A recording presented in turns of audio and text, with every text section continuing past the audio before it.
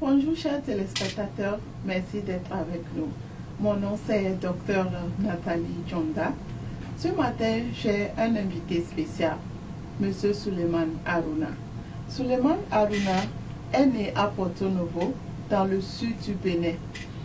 Du feu Haruna Mama, ancien ministre de l'Intérieur et de la Défense du Bénin, connu au Bénin sous le pseudonyme de Je dis bien Badichonné, et de Kouégan Joséphine, officier de police en retraite, connue comme la policière de Porto Novo, la capitale administrative du Bénin.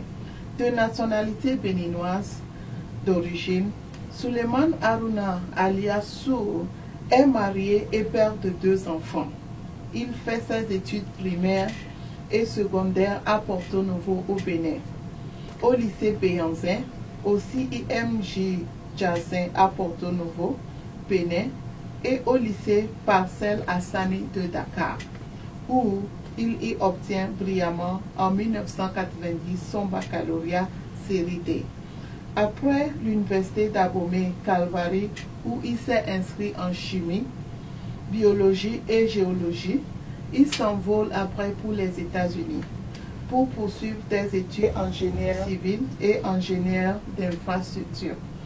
Inscrit à l'école de technologie de l'information et d'ingénierie dans la fameuse université George Mason University en Virginie, il obtient en 2011-2001 une maîtrise d'ingénieur en génie civil et en génie d'infrastructure et devient ingénieur en génie civil et en génie de l'infrastructure.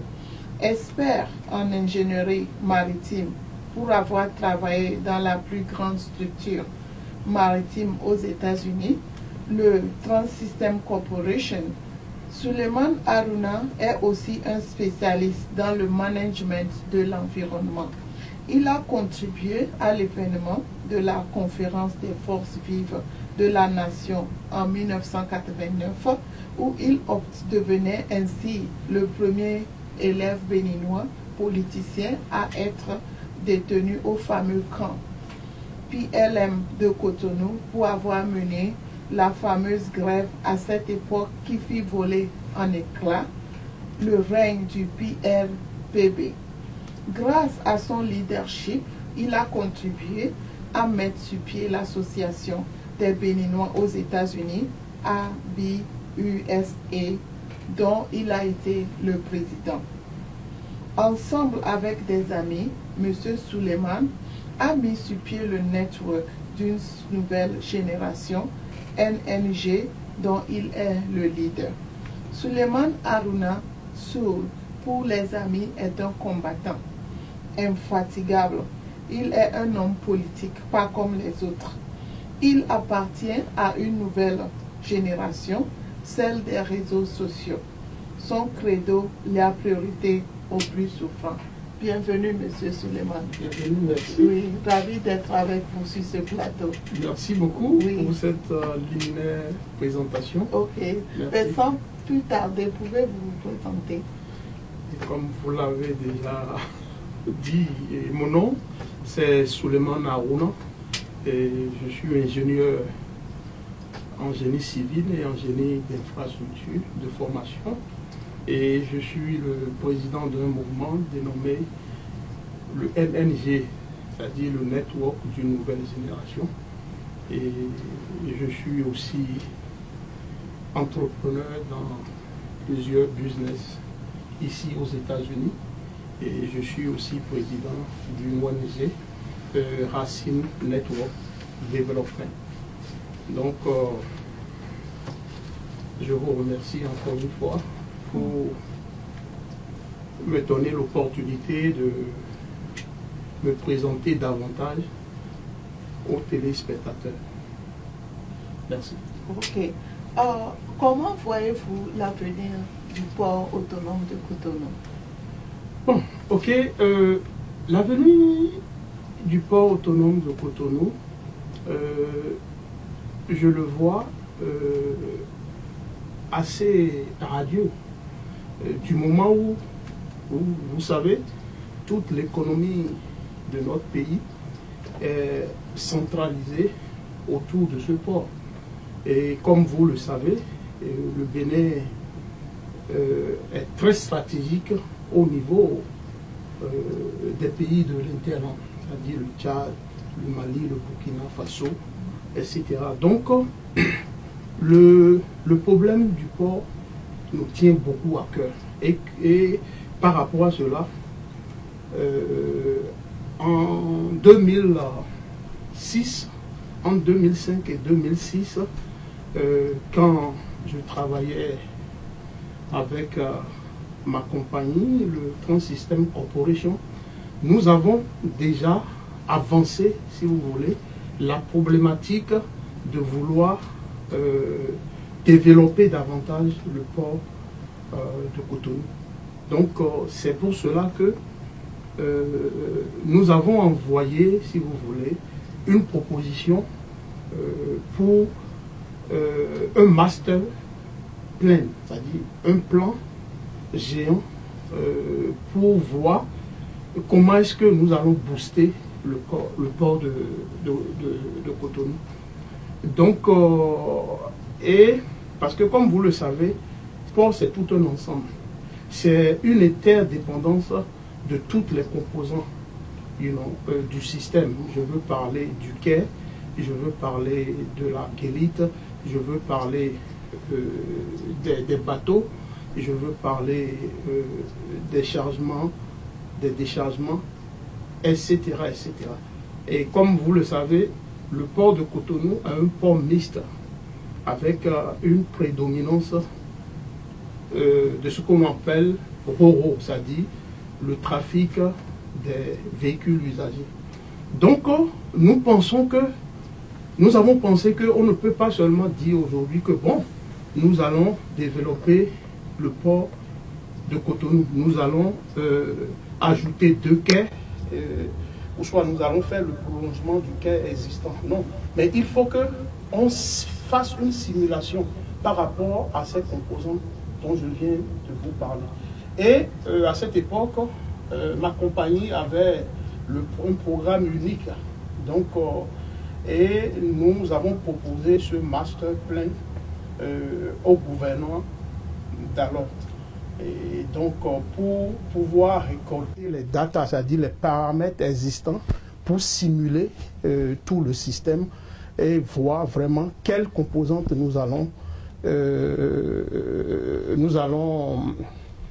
attaquer pour vraiment augmenter la capacité de tonnage du port de Cotonou, qui aujourd'hui est pratiquement à 155 000 de volume en matière de TEU. Donc, avec un quai de 540 mètres. C'est-à-dire, ce qui nous a amené à poser cette problématique, et aujourd'hui la réflexion continue, c'est qu'on ne comprend pas le port de Lomé a un quai de 500 mètres environ, et ils ont une capacité de tonnage annuelle de 230 000 TEU. Vous voyez, il y a problème. Donc il y a problème. Donc il faut qu'on puisse savoir quelle est la composante qu'on pourra vraiment simuler, pour vraiment essayer d'accroître la capacité en matière de TEU, qui est pratiquement l'unité de mesure portière en matière de conteneurs. Et donc, c'est un peu cette réflexion qui nous a amené à envoyer cette proposition au gouvernement dans le temps. Mais vous savez, il y avait Boui, c'est-à-dire le concessionnaire africain de la plupart des ports de l'Afrique de l'Ouest, qui était pratiquement dans un contexte de contrat avec le port du Bénin sur 25 ans. Donc, cette proposition n'a pas vraiment abouti. Et c'est un peu, comment dirais-je, notre intérêt pour augmenter et développer le port a commencé, et donc depuis 2005. Bon, aujourd'hui, il y a des améliorations. Il y a, je pense, un prolongement du quai, mais il y a aussi beaucoup de travail à faire. Il y a le problème de scanning, il y a le problème de tracking. Tous ces facteurs, ce ne sont pas vraiment des problèmes, parce que c'est des choses qui existent dans n'importe quel port. Mais le problème, je ne sais pas pourquoi, au niveau du Bénin, il y a tellement des tollés sur des choses techniques, sur des choses très simples. Donc je pense que j'ai confiance aux dirigeants qui sont là, surtout la nouvelle génération qui est en train de prendre les commandes au niveau du port portuaire. Donc je pense qu'ils vont faire un travail sérieux.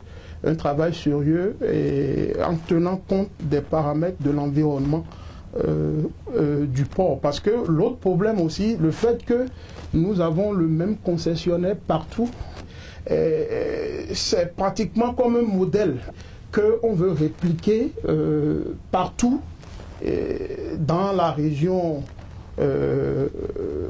ouest africaine, mais c'est qu'il faut tenir compte des paramètres de l'environnement. La réalité géographique au Togo, par exemple, n'est pas la même réalité géographique au Bénin. Ouais, surtout le Bénin vraiment est très avantagé par rapport aux géants nigérians et par rapport, comment dirais-je, au pays de l'interne. Donc je n'arrive pas à comprendre jusqu'à maintenant que nous avons pratiquement les mêmes distances au niveau du système portuaire que d'autres pays, alors que ces pays, leur volume en matière de TEU est beaucoup plus considérable que, comment dirais-je, le Bénin. Vous comprenez, en tant qu'un expert dans ce domaine, tout me concerne, pour que notre port vraiment qu'on connaisse vraiment un avenir vraiment radieux pour le bien de notre population. Je suis optimiste. Ok. Mais quand on parle de la diaspora ici aux États-Unis, vous êtes comme un star, je peux le dire. Et vous pouvez nous dire pourquoi cette popularité et pour avoir marqué si autant la diaspora béninoise ici aux États-Unis? Non, non, star, vous êtes allé un peu très loin. Vous savez, il y a eu des aînés qui ont fait un travail excellent. C'est vrai, j'ai été président de cette association, de cette diaspora. Je n'ai pas travaillé seul, j'ai travaillé avec des amis, des compatriotes, et ensemble, nous avons eu le souci vraiment de donner une nouvelle vision à la diaspora. Donc nous avons fait beaucoup de choses, nous avons initié beaucoup de choses. Donc je ne vais pas vraiment prendre toute la part du lion ici. Donc c'était un travail de groupe. Bon, j'ai été le leader, mais c'était quand même un travail de groupe. Il y a beaucoup de choses qui n'ont pas été faites comme nous l'avons voulu, mais nous sommes battus, vraiment nous sommes battus pour cette diaspora et que nous aimons vraiment de notre cœur. Ok. Vous avez souvent été très critique à l'encontre de l'ancien ambassadeur ici aux États-Unis, M. Cyril Auquin. Pouvez-vous nous expliquer les raisons de ce bras de fer?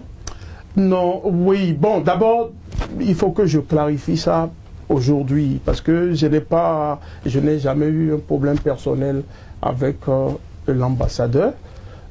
Partant, l'ancien ambassadeur Cyril Auquin. Et vous savez, je suis quelqu'un, l'injustice de la démangeaison. Vous voyez, je ne peux pas rester muet quand il y a une injustice. Donc, je suis pour la vérité. Et vous savez, la personne qui parle, qui dénonce, vous voyez, c'est cette personne-là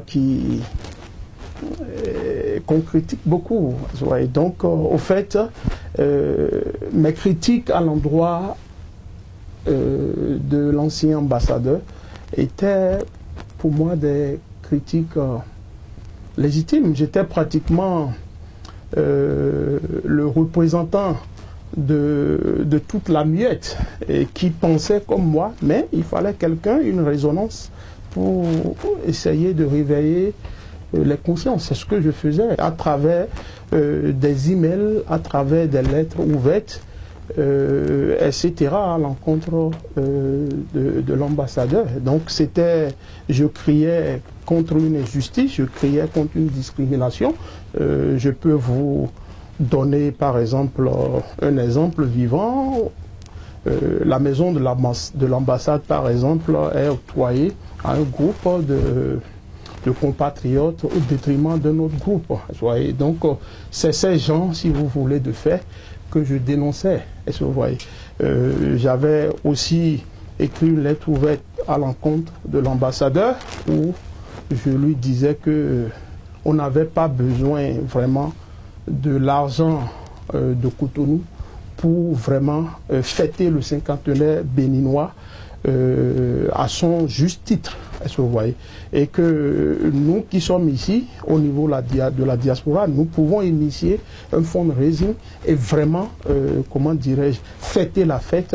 Et c'est comme ça, les États-Unis, c'est l'expérience américaine, c'est le support, c'est le fundraising. Et il y a de bonnes volontés et qui s'étaient annoncées vraiment pour contribuer pour que la fête soit vraiment une très bonne fête, je voyais. Mais l'ambassadeur à cette époque n'a pas vraiment voulu mouiller le maillot, comme on le dit, pour qu'on puisse vraiment fêter sans attendre l'argent de Cotonou. Vous voyez, donc c'est un peu dans ce contexte, j'allais dire, que je dénonçais, je voyais. Et je dénonçais et j'écrivais par les réseaux sociaux, ce qui n'était pas normal, dans l'intention de corriger les choses. Donc c'est un peu ce que vous appelez le bras de fer, et ce que j'appelle au fait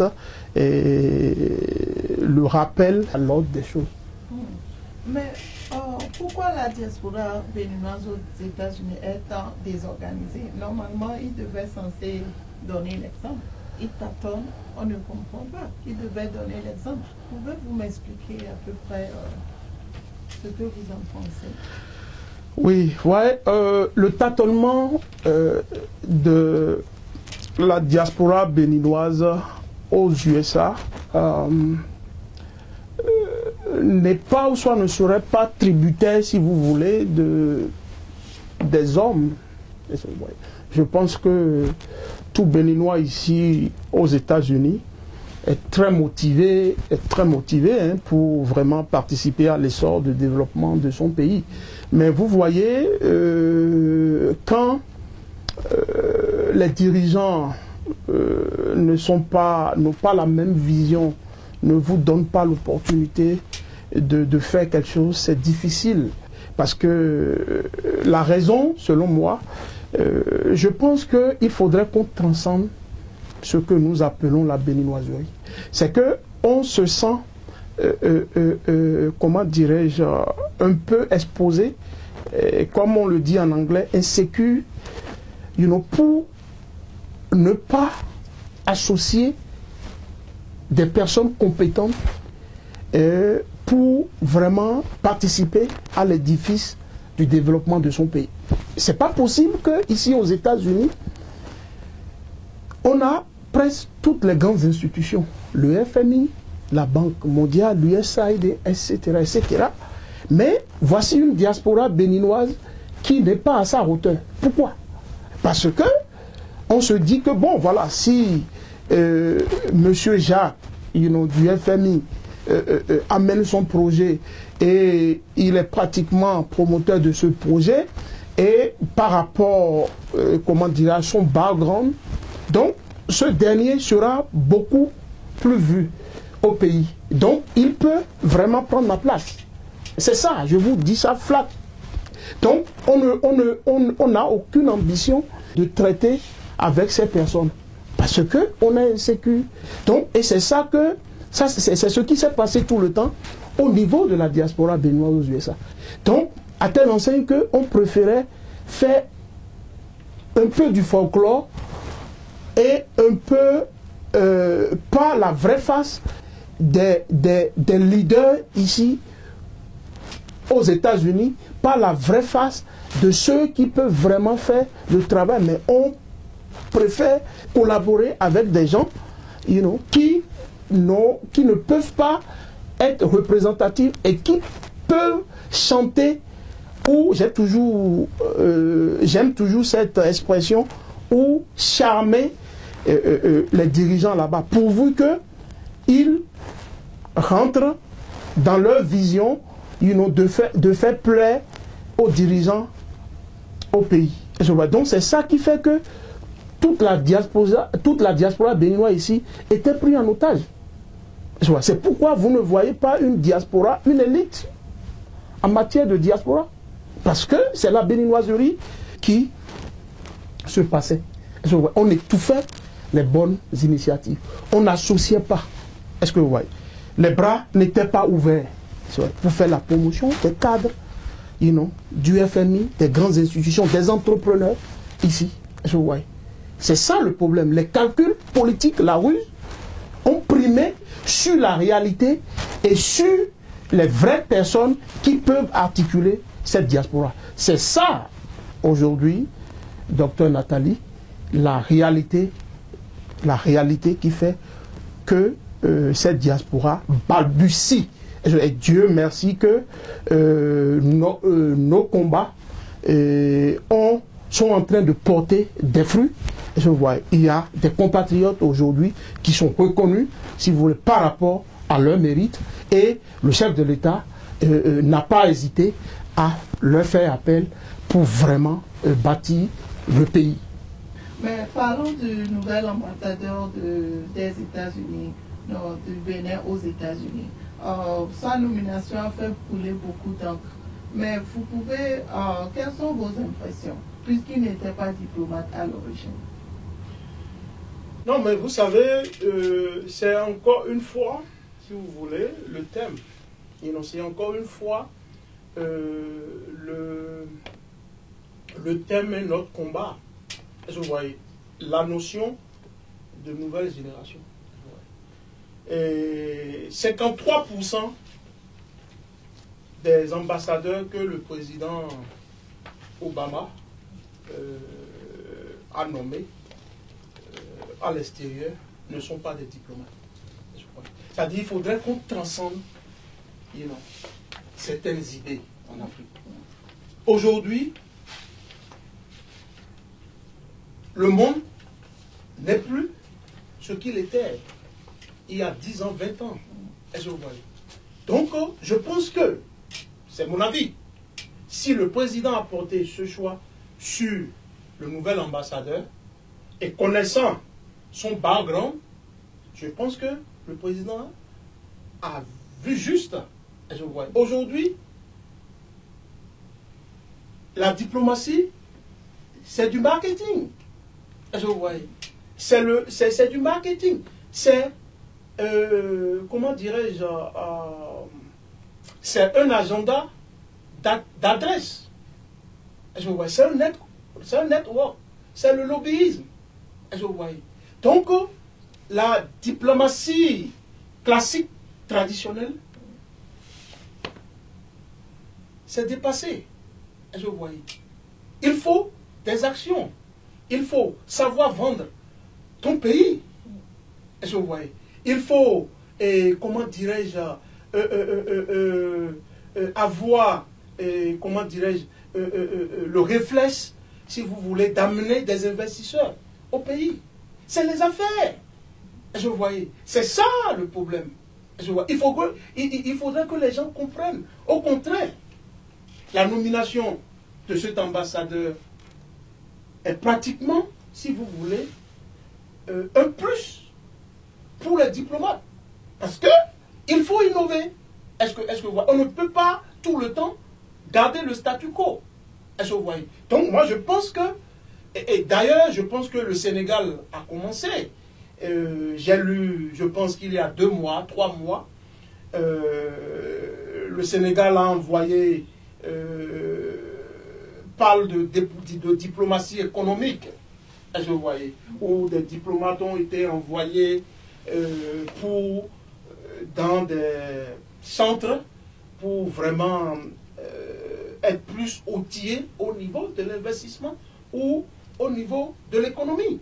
Est-ce que vous voyez? C'est ça, c'est la réalité. L'autre aspect de la chose, de cette critique, je pense que c'est politique. Est-ce que vous voyez? Je pense que c'est politique. Est-ce que vous voyez? Donc, c'est un peu cela que l'ambassadeur et le président de la République a vu. Et si vous voyez le président de la République, bon, un ambassadeur qui a été nommé et qui est resté ici pour plus de 20 ans, qui maîtrise parfaitement le système, et qui, comment dirais-je, a travaillé aux côtés d'une très grande personnalité aux États-Unis,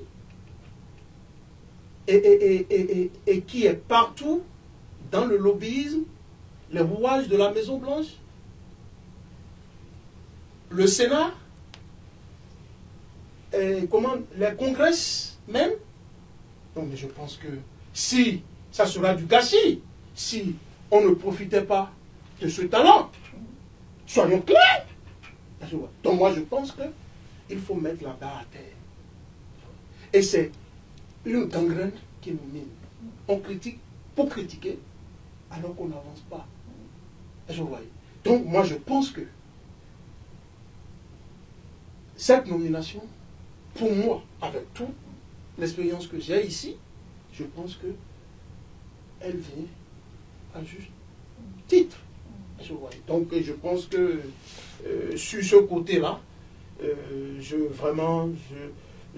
suis en phase avec le président de la République. Et c'est dans le même contexte qu'il y a d'autres, ici au niveau de la diaspora, qui ont été promus et qui sont conseillers et qui sont des professionnels. Il faut que les gens comprennent aujourd'hui que la diplomatie traditionnelle, classique, n'est plus à l'ordre du jour. C'est le carnet d'adresse. C'est le marketing. C'est qui tu connais. C'est ta force de faire venir les investisseurs. C'est ta force de vendre l'image du pays à l'extérieur. C'est le lobbyisme. Donc moi je pense que, et c'est ce que je dis, c'est tout tourne autour du thème que nous développons. Le network d'une nouvelle génération. Le bénéfice d'une nouvelle génération. Tout tourne autour de ce thème. Les données ont changé. Nous sommes allés, nous sommes outillés différemment. Notre expérience est différente. Et c'est le contexte, le nouveau contexte. On n'a pas le choix. Donc, il faudrait qu'on danse au même rythme que ces nouvelles technologies. Donc, je demande à mes compatriotes diplomates de mettre la barre à terre et vraiment de collaborer et de comprendre que ce n'est pas parce qu'on est diplomate qu'il faut nécessairement être ambassadeur. Nous sommes dans un pays très grand ici et j'ai même entendu qu'il y a une nouvelle nomination en cours au niveau de la Maison-Blanche cette personne ne sera pas diplomate. Elle est responsable d'un grand magazine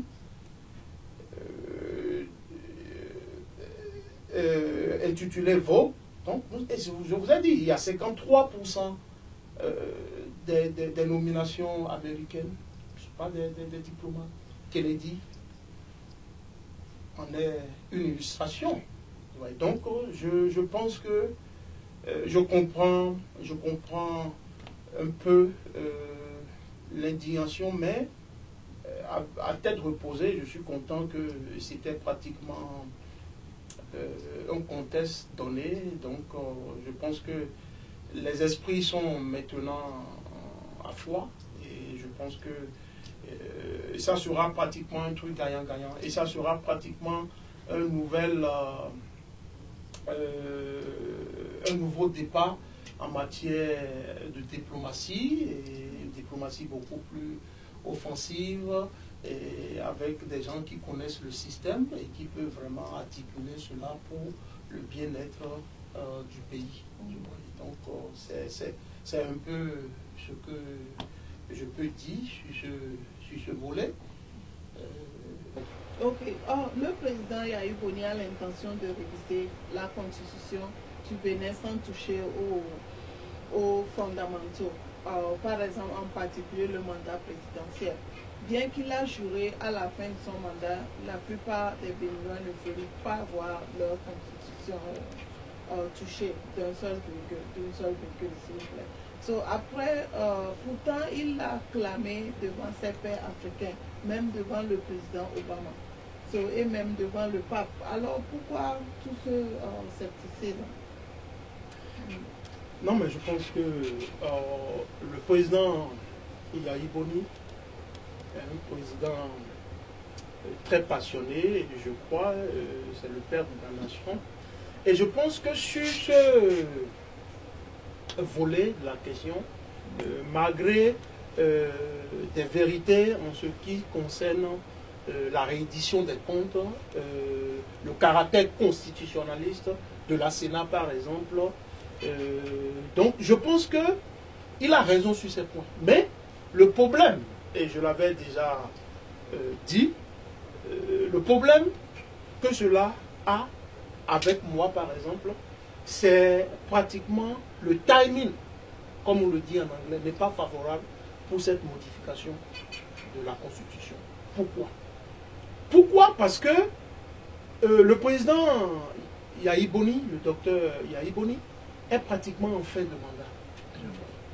Et je ne pense pas que si cette modification voit le jour, je ne pense pas que cela pourra vraiment servir à grand chose. Donc pour cela, je pense que le président Yahya Boni peut être, comme on le dit en anglais, un avocat pour cette cause. Et dire à son successeur de ne pas faire la même erreur qu'il a eu à faire quand il a été élu à une majorité écrasante. Donc il pouvait introduire ce projet de loi pour vraiment tout de suite modifier la Constitution sur ces aspects dont il parle, et je soutiens. Mais attendre à la fin de son mandat pour le faire, il y a problème. Est-ce que vous voyez? Donc, et le scepticisme des Béninois est vraiment logique et louable, parce que, vous savez, le doute cartésien nous a été enseigné.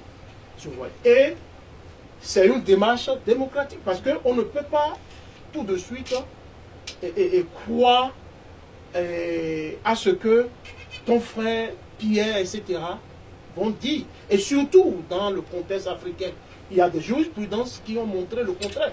Est-ce que vous voyez? Donc, et par rapport à ça, c'est légitime, si vous voulez, le doute des compatriotes.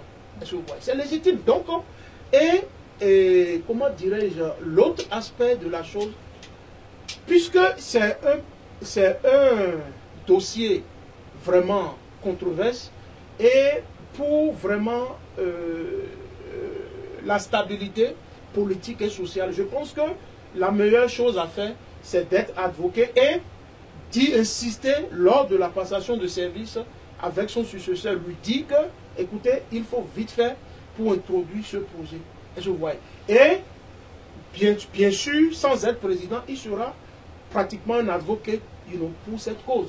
Est-ce que vous voyez? Donc, je ne suis pas en train de dire qu'il a l'intention de modifier la Constitution pour se présenter. Non. Est-ce que vous voyez? Mais ce que je suis en train de dire, je constate que le moment n'est pas favorable. Et je dis aussi que le doute que les compatriotes sont en train de mettre, c'est un doute légitime. C'est une démarche cartésienne. Est-ce que vous voyez? Et je soutiens cela par le fait que les jurisprudences ont montré pratiquement le contraire. Maintenant, quand vous parlez au niveau comment dirais-je, au niveau des dirigeants où le président a clamé au OFE, c'est possible, mais soyez sûr, le pape n'est plus là aujourd'hui. Le président Obama ne sera plus là, au niveau, pendant les élections en 2016, etc.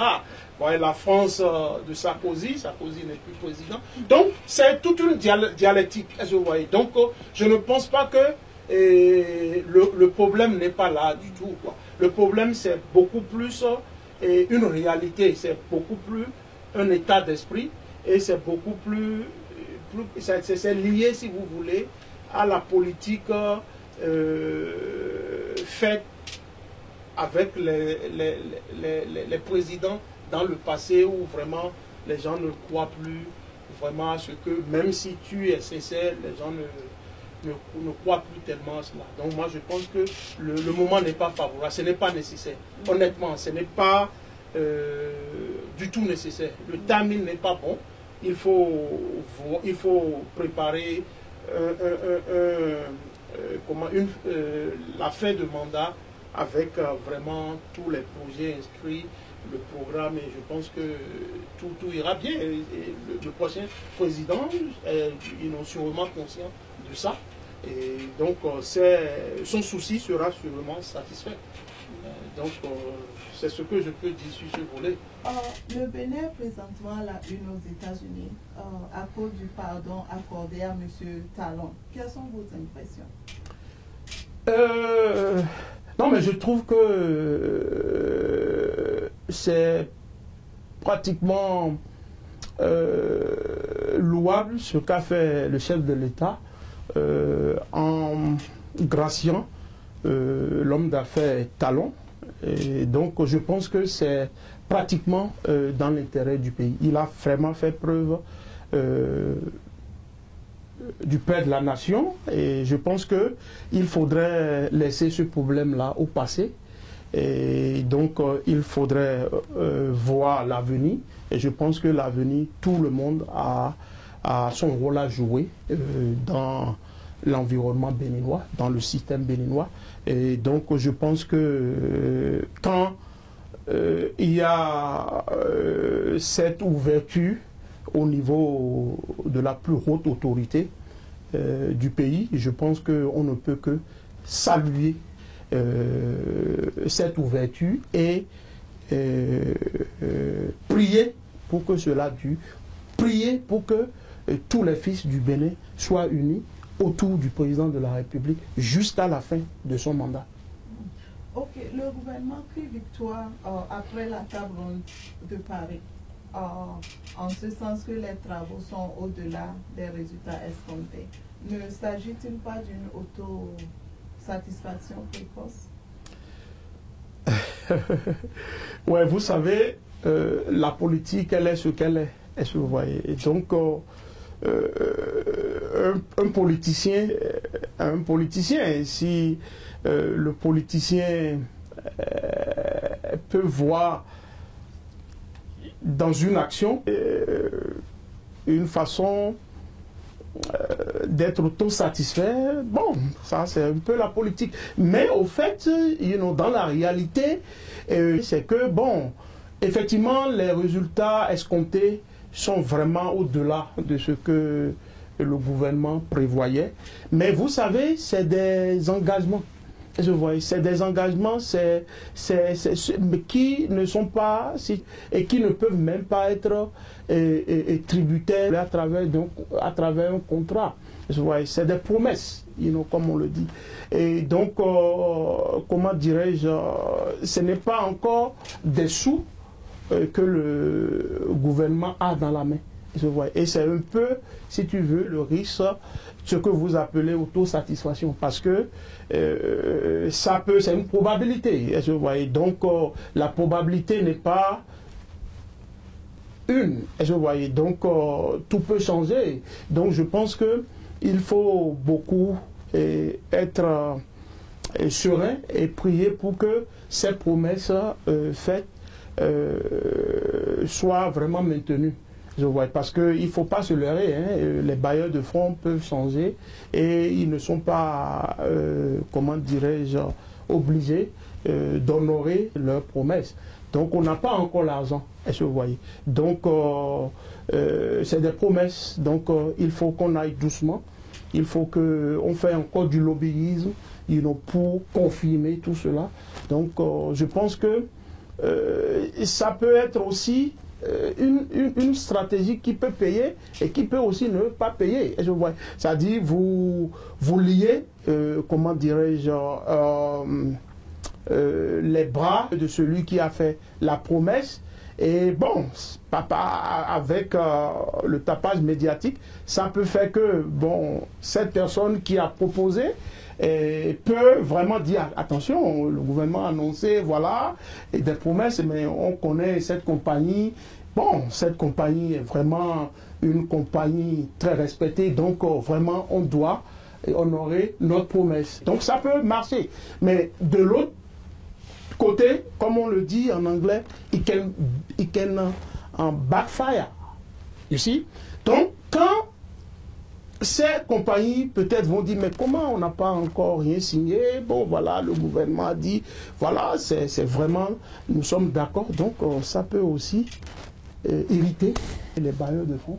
Et nous pouvons peut-être toutes ces promesses. Moi, je pense que peut-être l'attitude responsable, bon, c'était peut-être d'attendre et de prier quand les contrats là seront entre nos mains. On pouvait vraiment être satisfait. Okay. Mais ça dépend, chaque gouvernement a sa stratégie. Oui, justement. Ouais, vous allez entamer bientôt une tournée internationale qui vous amènera à exposer votre vision autour du thème « Le Bénin d'une nouvelle génération ». Pouvez-vous nous donner déjà un avant-goût de cette tournée qui débutera par les États-Unis le 17 août 2014? Au fait, comme vous le savez, vous et moi, certainement, je ne connais pas votre âge, mais avoir votre face, je suis convaincu que vous êtes de ma génération. Parce que vous n'avez pas de ride, vous êtes très jolie, une femme africaine, même si vous êtes resté ici il y a longtemps. Donc, je veux dire que vous et moi, nous sommes nés, nous vivons et nous allons vivre avec les réseaux sociaux. Donc, je peux dire que vous êtes pratiquement du mouvement. Donc, c'est un peu ce message que nous voulons véhiculer dans le monde et au Bénin. Et la première étape commence ici aux États-Unis et c'est le 17 août 2014 à Maryland. Et pour plus d'informations, visitez le site www.ng2016.com. Et à la fin de cette émission, je pense que les gens peuvent voir nos liens au niveau du web et peuvent contacter nos sites pour avoir plus d'informations dans ce sens. Donc, c'est cela, c'est ce message que nous voulons véhiculer. Chers téléspectateurs, merci de regarder notre émission spéciale. Mon invité aujourd'hui, c'est M. Suleiman. Monsieur Suleiman, vous faites le boss politique dans les réseaux à travers votre mouvement, le ENG, et votre concept, le Bénin d'une nouvelle génération, et aussi à travers l'adhésion massive de la jeunesse au ENG. Expliquez-nous l'effet ENG et son impact sur la jeunesse. Merci encore, Dr Nathalie, pour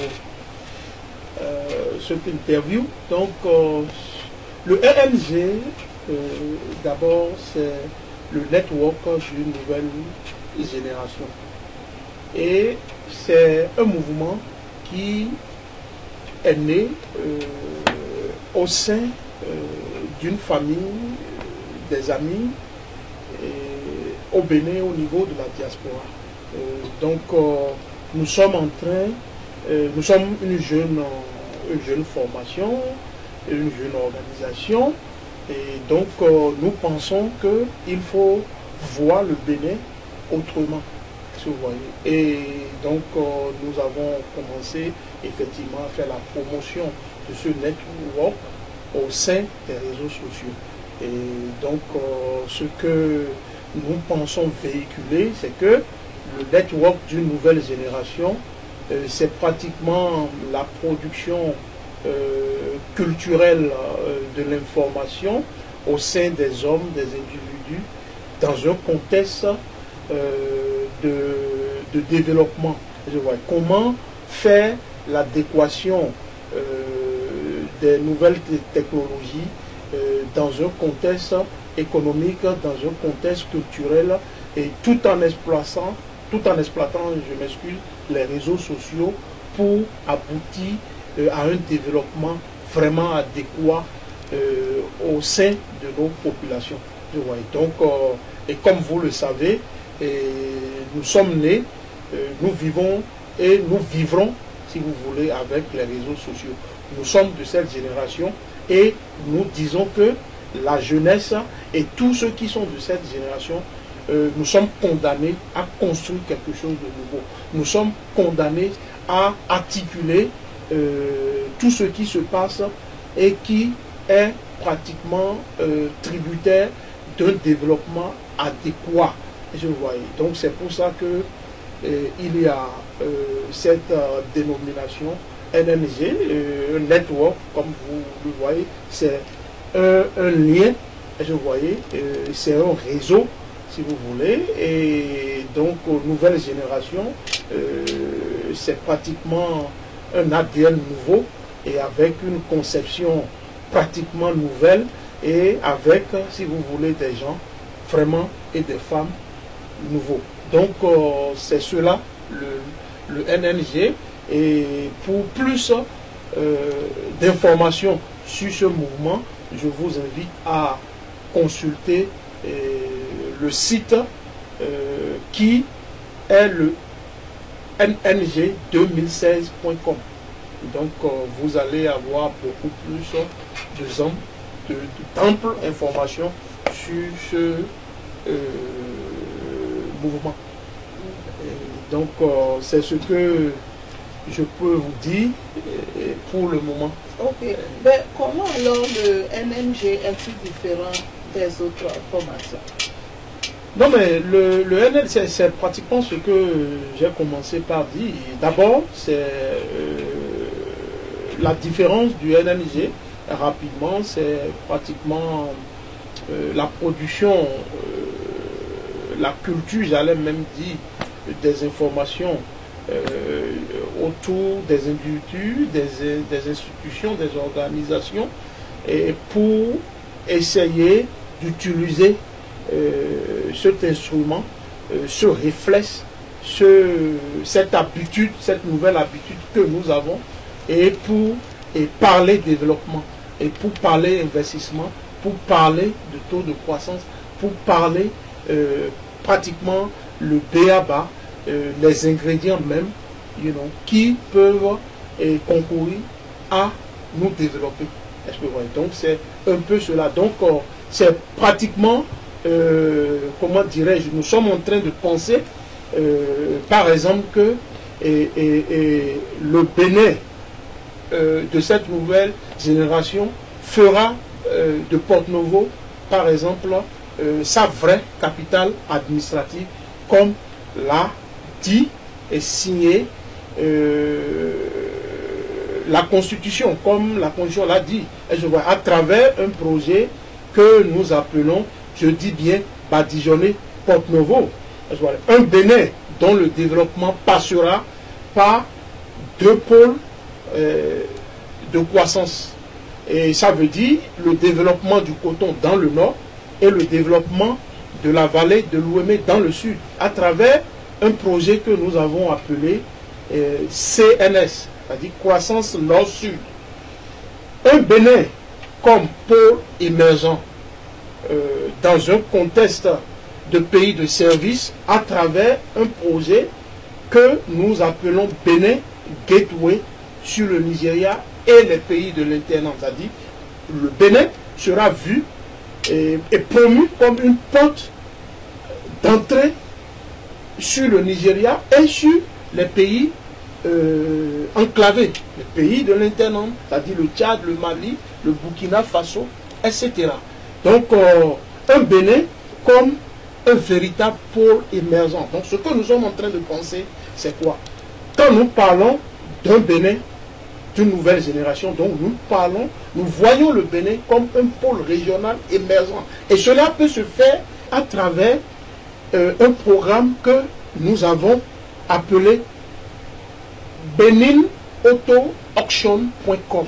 C'est-à-dire, nous voulons mettre de l'ordre au niveau du trafic des véhicules. Et comme vous le savez, le trafic des véhicules constitue un facteur déterminant dans notre économie. Donc, nous sommes en train de vouloir initier à la manière américaine une très grande stratégie de vente de véhicules à la manière américaine, et vous voyez, dans la sous-région. Et cela, les banques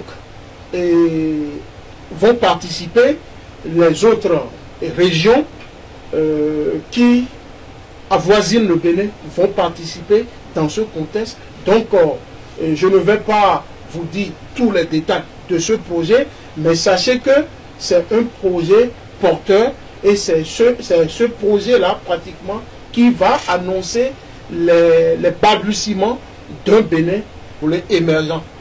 Et donc, c'est ce que nous avons appelé BeninAutoAuction.com. Donc, le moment venu, nous allons vous donner les détails et vous pouvez apprécier ce projet au niveau des réseaux sociaux. L'audit des entreprises qui aujourd'hui constitue une problématique au Bénin parce que la gangrène qui mine les pays africains et en particulier le Bénin, c'est la question de la corruption. Donc, nous sommes en train de penser qu'il faut dépasser la façon archaïque de régler le problème des audits. Parce que, bon, les gens continuent d'insérer des paramètres, c'est-à-dire des data, au niveau des programmes, des logiciels comme l'Excel. Non, il faut dépasser cela. Ça ne peut pas être possible. Il faut, et nous avons pensé que nous pouvons mettre sur pied un très grand software. Un très grand software qui prendra en compte tous les paramètres des États, des sociétés d'État au Bénin. Et nous allons constituer ce grand programme à travers un projet que nous appelons BIRS, à la manière, la même façon que les grands ensembles font pour contrôler les grandes compagnies d'État, que cela soit ici, que cela soit à l'Occident. Donc nous pensons qu'il est temps de dépasser ce statut, cette façon traditionnelle qui fait que on ne parvient pas à éradiquer, ne serait-ce qu'à un pourcentage donné, les problèmes liés à la corruption. Donc nous allons mettre sur pied ce grand database et nous allons insérer tous les paramètres qui concernent la vie de nos sociétés d'État. Et tout le reste viendra par rapport dans un contexte de simulation. C'est comme vous avez déjà le fondamental là, qui est ce logiciel, et maintenant les gens viendront assimiler, que ce soit des hommes ou des robots, et ils viendront assimiler, toucher au bureau. Et nous pouvons comme ça voir de façon virtuelle ce qui se passe dans nos sociétés d'État. Est-ce que vous voyez? Donc ce Bénin d'une nouvelle génération aussi va briller à travers un master plan 2025. Je parle du port autonome de Cotonou. Nous allons proposer un master plan 2025 en ce qui concerne le port autonome de Cotonou. Comme je vous l'avais dit, le port, c'est pratiquement un tout. C'est où toutes les composantes sont en interdépendance. Donc il faut simuler le port et voir quelle est la composante qui ne marche pas. Je vois. Et c'est un peu cela que nous voulons faire dans l'optique d'accroître la capacité de volume du port autonome de Cotonou, qui est aujourd'hui à 155 000 TEU, ce qui n'est pas bien. Je vois, ce qui n'est pas bien. Donc il faut qu'on touche la composante qui fait défaut au niveau du port. Et cela, ce n'est pas sur les lèvres. C'est pratiquement une étude vraiment minutieuse pour aboutir à ce résultat. Et l'autre problème, comme je pense, je vous l'avais dit avant, nous avons le même concessionnaire au niveau, comment dirais-je, de la sous-région. Donc, et c'est un peu délicat parce que chaque pays a ses réalités. Je le disais tantôt que le Togo, a pratiquement la même longueur en matière de quai avec le Bénin. Le Bénin même est à 540 mètres au niveau du quai, alors que le Togo a 500 mètres. Alors que la capacité de tonnage du Togo annuel est à 230 000 alors que nous sommes à 155 000. Il y a un problème. Donc je ne suis pas en train de critiquer le concessionnaire, pas du tout. Mais dans un contexte donné, quand on a plusieurs clients dans la même région, on a tendance à appliquer le même modèle sans tenir compte des réalités. Alors que le port du Bénin est très stratégique. On a une chance. Le grand voisin nigérien. Donc je pense que à ce niveau, nous sommes en train de proposer un master plan carrément pour finir avec les problèmes du port et savoir vraiment où nous allons mettre plus nos efforts pour faire de ce port un vrai port émergent et un pôle, un hub, comme on le dit, c'est-à-dire un point d'éclatement qui va aller jusqu'au niveau des pays émergents. Est-ce que vous voyez? Donc c'est ce que nous sommes en train d'appeler un master plan 2025. Est-ce que vous voyez? Donc un Bénin qui s'attache à corriger les inégalités sociales. Et comme j'ai l'habitude de le dire, tout notre combat va se centraliser autour d'un libéralisme à visage humain et qui donne la priorité aux plus souffrants. Aujourd'hui, les plus souffrants, c'est nos mamans qui sont dans les hameaux, c'est nos parents qui sont dans les villages, c'est nos femmes qui ont de la peine à aller prendre de l'eau et où il n'y a même pas une sortie d'eau potable. Est-ce que vous voyez? Ces souffrants, ces émigrants, c'est nos mamans de Topa, etc. Donc, nous allons donner une priorité à cette couche. C'est pourquoi nous parlons de libéralisme à visage humain. Vous voyez, nous sommes libéraux, mais nous voulons donner un peu plus un aspect social, humain à ce libéralisme. Vous voyez. Donc, nous allons initier les projets Chinatown in Benin, Libanese Town in Benin, Diaspora Town in Benin, Chinatown in Benin, et toutes ces communautés qui participent à l'essor, au développement du Bénin, vont le faire à travers des investissements qui viendront d'eux-mêmes et ils vont nous sortir comment ils vont embellir la ville en leur donnant la possibilité que voilà, c'est votre town, c'est votre quartier ici. Donc, nous avons tous ces projets et nous avons un autre programme d'appui de promotion des hommes de métier, ce que nous appelons le PAHOM. Ça veut dire quoi? Docteur Nathalie, je sais que vous êtes africaine, je ne sais pas d'où, mais vous avez l'expérience africaine, mais vous voyez comment les maçons, les soudeurs, tout ça là se débrouille. Mais il faut une structure pour les accompagner. Il faut une structure pour leur présenter le management vis-à-vis des nouvelles technologies. Je suis ingénieur civil, mais je vous assure tout que je suis sidéré comment ces apprentis maçons, ces coffreurs se débrouillent? Comment est-ce qu'ils articulent sans connaître le théorème pythagorien, mais à titiller, comme on le dit, ces théorèmes, pour produire un travail magnifique. Le génie béninois est là. Il n'y a pas de doute.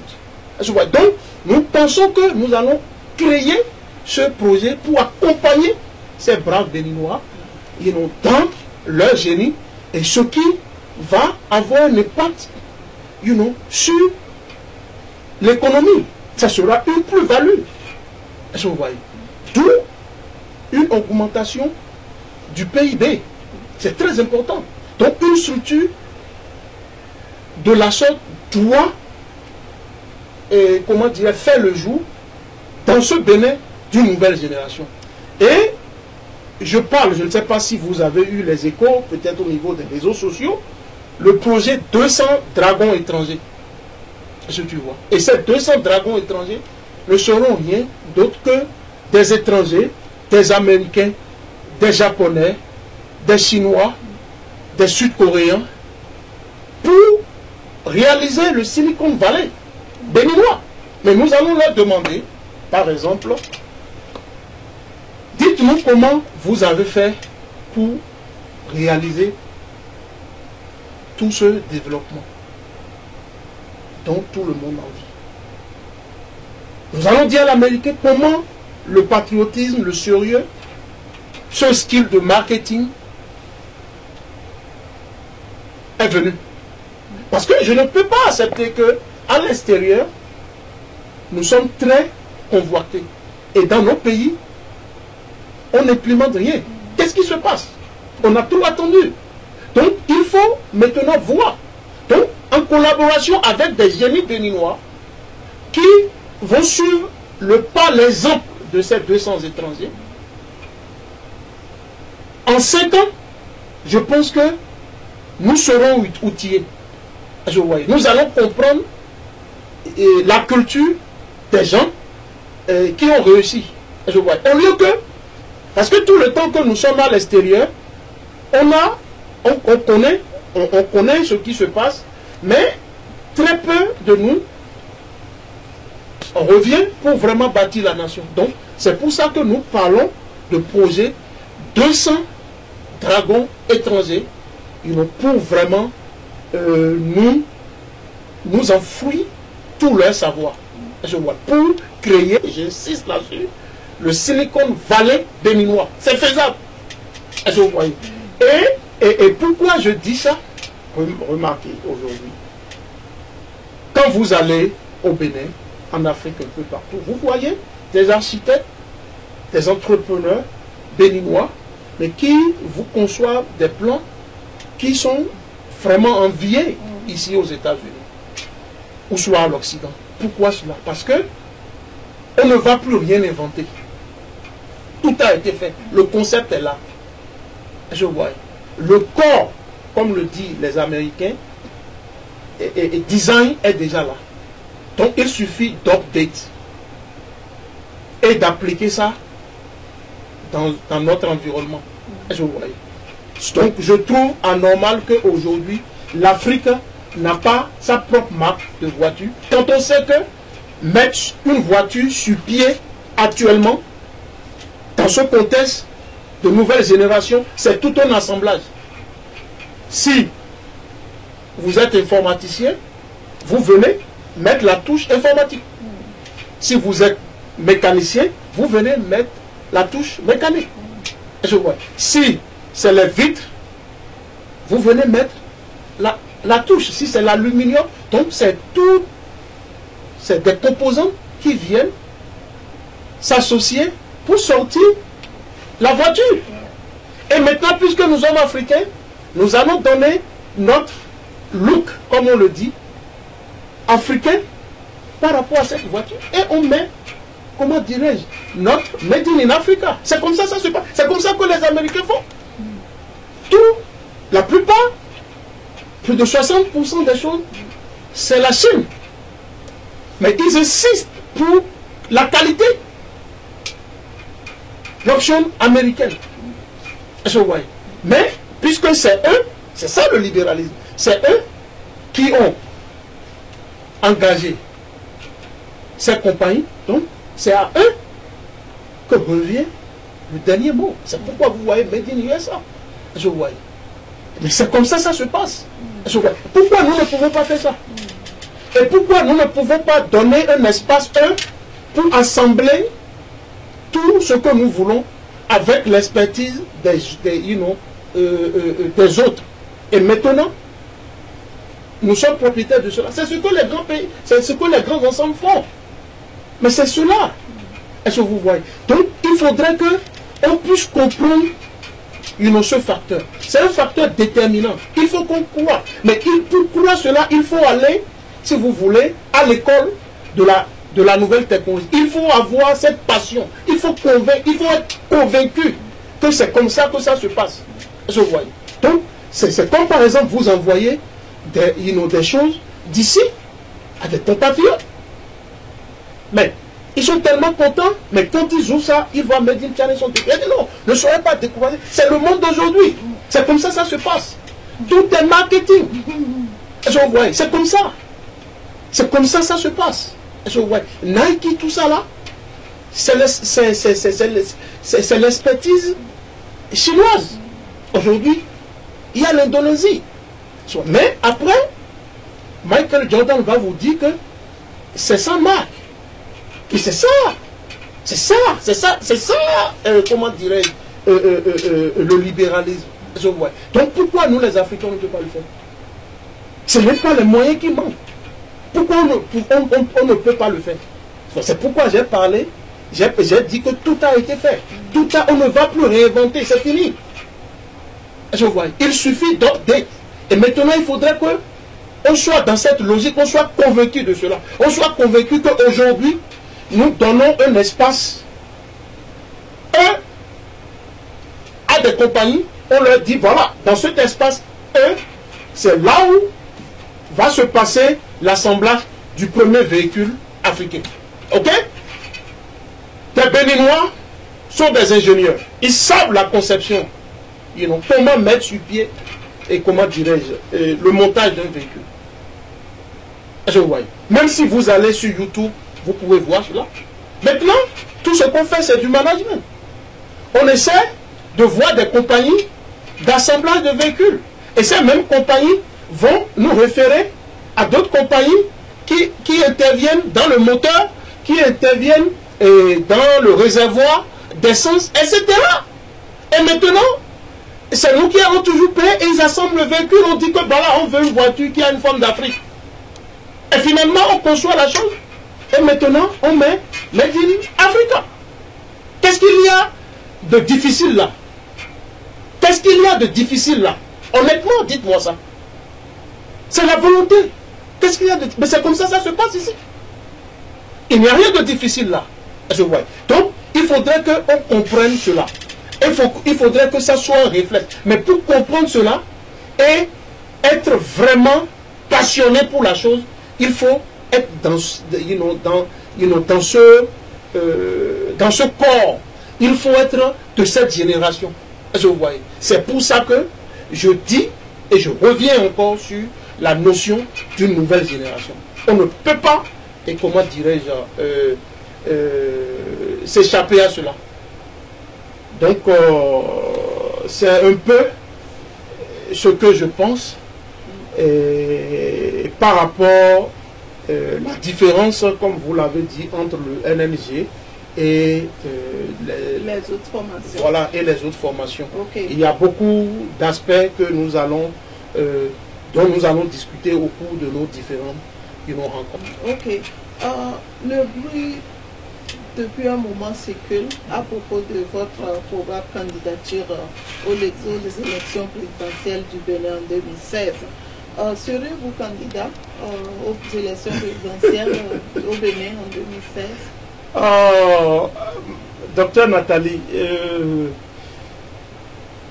vous savez, quand je dis que je nourris une très grande ambition pour le Bénin, mon pays d'origine, et je pense que je dois être cru.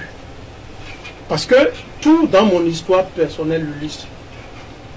Et ce n'est pas aujourd'hui que ce combat, si vous voulez, associatif, cette façon de vouloir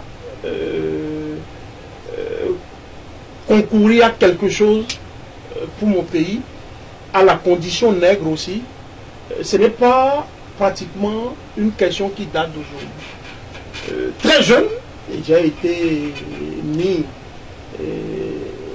torsionné avec pratiquement les tortionnaires du PRPB. En ce moment, j'étais jeune élève. Et donc, j'ai subi toutes sortes d'humiliations pour pratiquement être contre un système communiste, un système révolutionnaire. J'ai payé les prix et je suis fier de cela. Je suis fier aujourd'hui que le Bénin, aujourd'hui, nous pouvons parler sans que on nous menace. Je suis fier de cette alternance démocratique. Et je suis fier de la conférence nationale aujourd'hui qui pratiquement continue de faire les ennemis. Je suis fier avec d'autres compatriotes. Nous avons vraiment mouillé les maillots, comme on le dit. Nous avons vraiment, et nous n'avons pas constitué une virgule dans l'histoire de notre pays. Donc, je continue ce combat. Et le moment venu, approprié, va nous édifier, va confirmer beaucoup plus ma position par rapport à votre question. Mais sachez que tout ce que nous sommes en train de faire, le Bénin d'une nouvelle génération, nous allons à la source, nous sommes aux côtés des populations pour leur expliquer comment est-ce que nous voyons le Bénin de demain. Dans le même contexte quand on combattait le PRPB, on combattait la révolution. Dans le même contexte où on organisait nos compatriotes au Sénégal en association et dans un réflexe de solidarité. La même chose ici. Je suis vraiment fier de vous et de vous avoir ici. Merci beaucoup, ça a été vraiment un plaisir pour moi, tout cet entretien. Je vous remercie beaucoup et je pense que si c'est à refaire, nous allons le faire. Donc j'espère que vous serez, vous allez nous suivre en France, et mois septembre, octobre pour la seconde étape, parce que la seconde étape sera la France. Et donc vraiment ça nous fait plaisir. Et donc nous sommes aussi contents que vous travaillez avec Voice of Africa et vraiment vous êtes en train de faire quelque chose de différent. Je n'ai pas fini votre livre et donc le moment venu je vais vous donner mes impressions aussi sur votre livre. Donc merci beaucoup pour l'honneur que vous m'aviez fait en me recevant sur ce très joli modèle plateau. Et vraiment, merci beaucoup. Ouais, merci David. Chers téléspectateurs, merci de nous avoir suivis. Mon invité aujourd'hui était M. Suleiman Harouna, président de ENG ici aux États-Unis. Merci beaucoup. Au revoir. Merci.